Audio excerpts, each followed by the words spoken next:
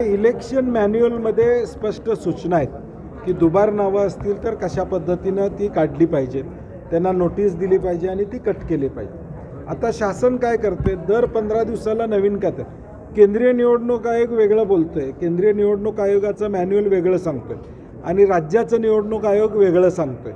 एकूणच संभ्रम अवस्था निर्माण ठेवायची।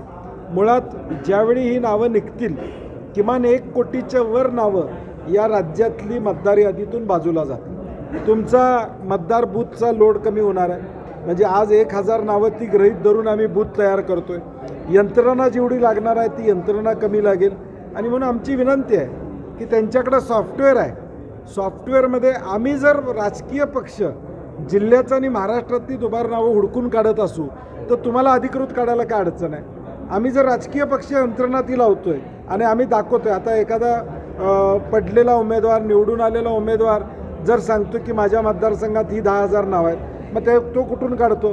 तुम्ही दिलेल्या डाट्यावरूनच काढतो ना, तुम्ही दिलेल्या याद्यावरूनच काढतो। मग तुम्हाला का जमत नाही? आमचं म्हणणं ते आहे की निवडणूक आयोगानं स्वतः एक्सरसाइज करावा। निवडणूक आयोगानं ठरवलं तर 48 तासात ही दुबार नावं या राज्यातली कमी होऊ शकतात।